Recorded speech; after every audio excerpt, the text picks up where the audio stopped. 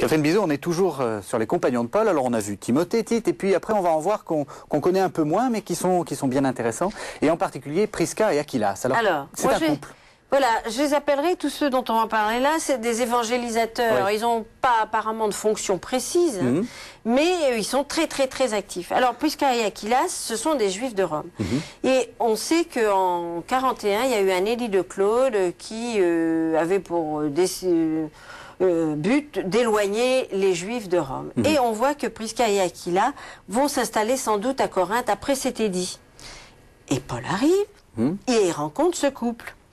Ils sont juifs, hein, ils sont complètement juifs. Apparemment, non seulement la bonne nouvelle les frappe au cœur très vite, mais ils doivent se convertir très vite, mais ils sont en plus fabricants de tentes, comme Paul. Donc, du coup, ça a l'air d'être la première base de Paul à Corinthe. Ils s'installent même chez eux sans doute un certain temps. Et la première communauté, l'assemblée qui se réunit dans la maison de Prisca et Aquilas, a dû être vraiment la maison de la première communauté de Corinthe. Donc en gros, le petit ouvrier, enfin le journalier Paul qui arrive chez les gens déjà un peu établis, devient le personnage le plus important de la maison. Le personnage le plus important, tellement important que finalement, ils vont partir avec Paul. Ils abandonnent, je ne sais pas quel était leur fonds de commerce, s'il était important ou pas, mais en tout cas ils l'abandonnent et ils partent avec Paul.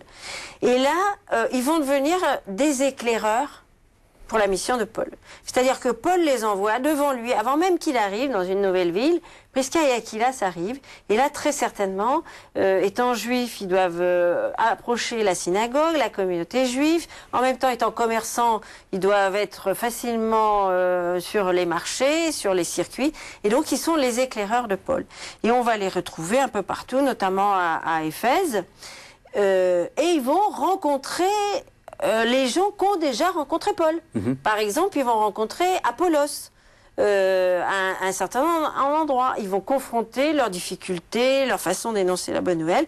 Et c'est ainsi que les évangélisateurs vont être tout autour du monde méditerranéen, des voyageurs, mais qui vont se connaître les uns les autres et certainement enrichir leur manière d'enseigner et d'annoncer la bonne nouvelle les uns les autres. Alors ce qui est intéressant, c'est que Paul ne nomme pas que Prisca et Aquilas. Dans ses lettres, il nomme aussi les autres. Donc on a des noms. Absolument. Vous avez dit Apollos. Alors Apollos, il a un rôle un peu ambivalent. Ambivalent, parce qu'il doit être un théologien pur et dur, on dirait de nos jours. Et il a instruit les communautés, notamment à Corinthe, et il y a eu des dissensions après son passage, sans doute.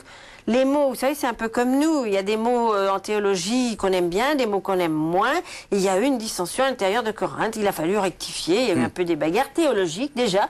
Et il a fallu rectifier. C'est un théologien un peu imprudent, on va dire. Voilà. Mais ils étaient très autonomes, forcément. C'est le début. C'était le début. Il n'y avait pas de catho. Il n'y avait pas... Bon, l'Institut catholique, vous voulez dire. Voilà, ils inventaient. D'accord. Et ils trouvaient eux-mêmes leur langage. Il y a eu Tychique aussi à Corinthe, qu'on a retrouvé en Crète, qui a dû être un bon théologien aussi.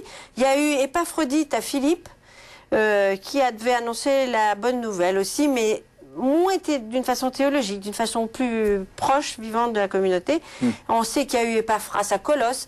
Bref, on les connaît par leur nom. Donc, non seulement il y avait les communautés chrétiennes, qu'on connaît, mais il y avait tout ce, je dirais, ce petit peuple itinérant, qui se connaissaient les uns les autres, qui étaient envoyés par Paul. Donc, il ne faut pas oublier ça. On parle toujours des premières communautés chrétiennes, mais il ne faut pas oublier ce petit peuple itinérant qui était totalement au service de la bonne nouvelle. Par rapport à Paul, à votre avis, quel était leur rapport? Ils étaient en rapport de soumission? Je pense, oui, en rapport de soumission au niveau intellectuel, je pense.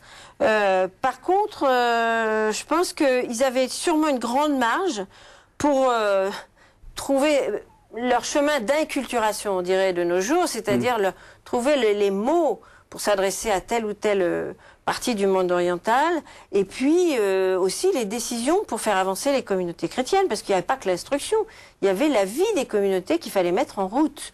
Donc là, je pense qu'ils avaient beaucoup de liberté. Oui, donc ça corrige notre image d'un Paul tout seul. Absolument. Ouais. Et n'oubliez pas qu'il y a aussi, dans les lettres, on voit bien, ils enseignaient ce qui concernait Jésus. c'est pas une théologie monstrueuse qu'ils enseignaient, vous voyez, c'est Jésus. Merci Catherine Bizot.